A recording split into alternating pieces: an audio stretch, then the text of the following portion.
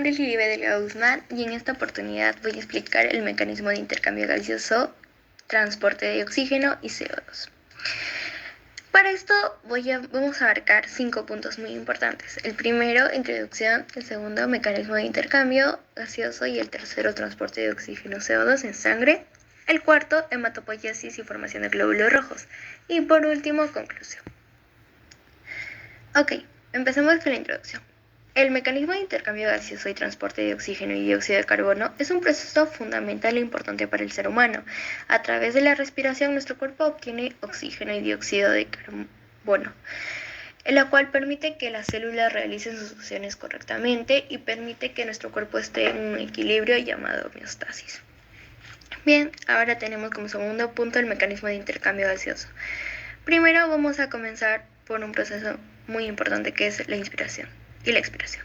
Durante la inspiración, sabemos que los músculos intercostales y el diafragma se contraen, aumentando el volumen de la capacidad torácica. Esto reduce la presión intratorácica, permitiendo que el aire entre en los pulmones y la presión parcial del oxígeno pues sea menor. Entonces, recordemos que acá la presión parcial del oxígeno en el aire inspirado es aproximadamente de 160 milímetros de mercurio. Ahora, en la expiración, los músculos intercostales y el diafragma se relajan, disminuyendo que el volumen de la capacidad torácica sea menor. Esto aumenta la presión torácica, haciendo que el aire salga de los pulmones. Y pues también recordemos que la presión parcial del dióxido de carbono, PCO2, en el aire exhalado es aproximadamente de 40 milímetros de mercurio. Bien, recapitulando, si en la inspiración el aire entra a los pulmones, en la expiración esta sale de los pulmones. Ahora, para poder entender mejor el proceso del mecanismo gaseoso y del intercambio gaseoso, pues vamos a explicar mucho mejor. Para ello, recordemos que este proceso se lleva fundamentalmente en los pulmones, ya que en los pulmones encontramos pequeños sacos llamados alvéolos, y estos alvéolos están rodeados por los vasos capilares, por unos capilares. Entonces, ¿por qué se da en este lugar?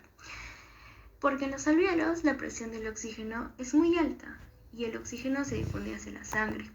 Por eso es que se da aquí el intercambio gaseoso.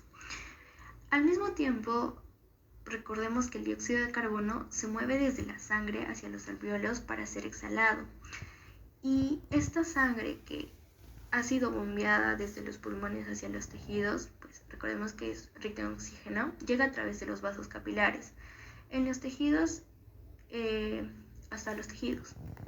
Y en los tejidos el dióxido de carbono se libera de la sangre y entra a las células para que puedan realizar su correcto funcionamiento.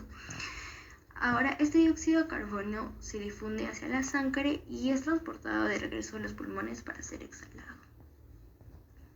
¿Okay? De esta manera se realiza el mecanismo del intercambio gaseoso de los pulmones, de los pulmones hacia los alvéolos y luego los vasos capilares, para así llegar a poder realizar un uso correcto de esto en las células. Ahora tenemos el transporte de oxígeno y CO2. El transporte de oxígeno, el oxígeno se transporta en la sangre de dos formas principales: unión de la hemoglobina y otra que es disuelto en plasma.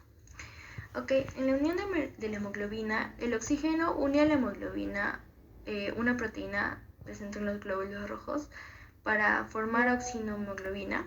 Este proceso se produce en los pulmones, donde la presión parcial del oxígeno es muy alta. La hemoglobina tiene una alta afinidad para el oxígeno en condiciones normales, lo que permite que se una fácilmente a ella en los pulmones y se libera y se pueda liberar en los tejidos, donde, claro, la presión parcial de oxígeno es muy baja. Ahora, el segundo punto, que es disuelta en plasma, que una pequeña cantidad de oxígeno ya no es transportada y tampoco está disuelta en el plasma sanguíneo, sino que esta ya se une a la hemoglobina directamente, así pueda las células disponer de de este oxígeno de manera inmediata. Ahora tenemos el transporte de oxígeno de carbono. En el dióxido de carbono se transporta en la sangre de varias maneras, pero principalmente hay tres: disuelta en el plasma. Alrededor del 7 al 10% del dióxido de carbono se disuelve directamente en el plasma sanguíneo de forma de un gas.